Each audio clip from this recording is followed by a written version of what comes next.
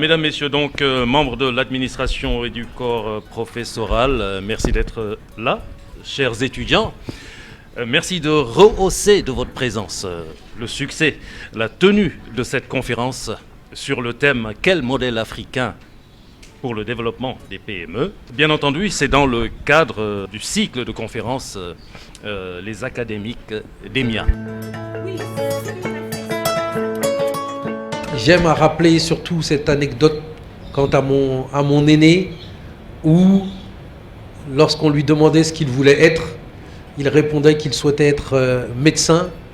Et les cousins de mes parents disaient à mon père, Bouna, mais Bouna, il faut dire à Silma, comment est-ce qu'un fils d'immigré, de noirs, d'éboueurs, peut devenir médecin ici en France?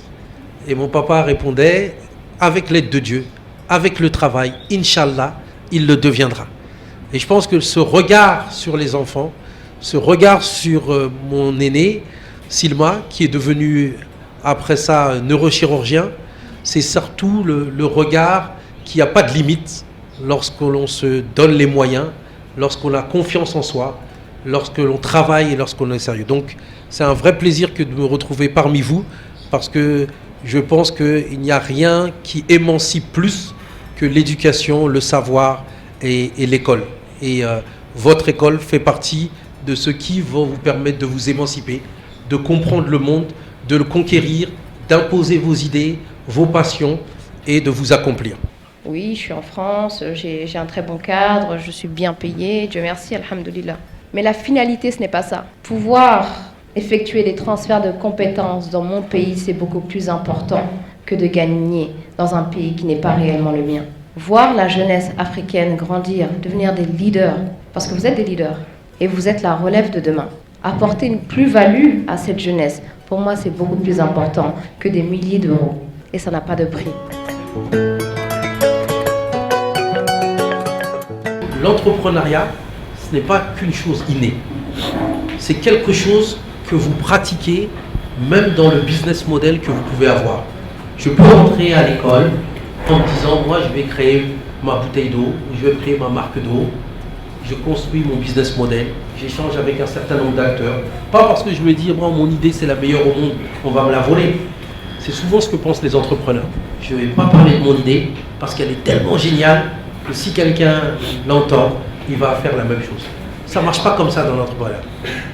C'est pas le fait d'avoir l'idée la plus géniale au monde. C'est le fait de pouvoir la mettre en œuvre. C'est ça qui est difficile. Et la mettre en œuvre sur la durée.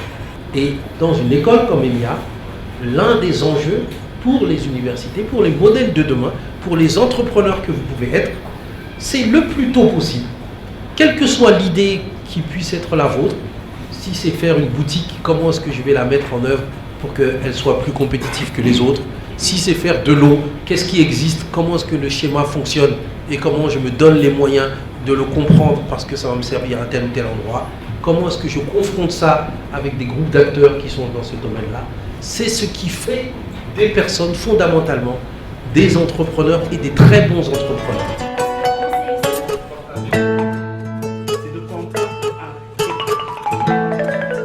Pour ma part, je pense qu'il ne faut pas se limiter qu'au Sénégal, parce que l'Afrique est un continent très riche, avec beaucoup de potentiel, énormément de potentiel. Il faut avoir la perspective qui est une perspective continentale, voire mondiale, par rapport à ce que l'on fait.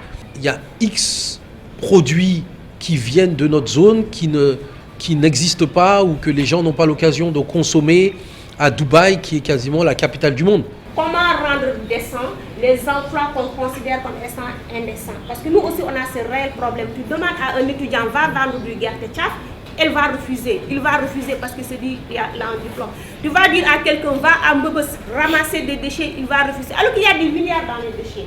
Maintenant, la réflexion, c'est comment rendre décent ces emplois qu'on considère qu'ils ont déjà commencé. Ils sont déjà...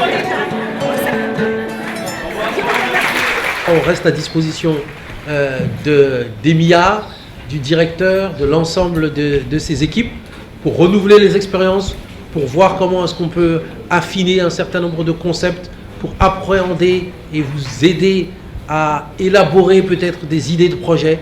Et je pense que ça vous permettra assurément de construire votre parcours entrepreneurial et d'être les futurs champions dont le Sénégal a besoin et d'être des modèles africains de l'entrepreneuriat. En tout cas, merci et merci au modérateur.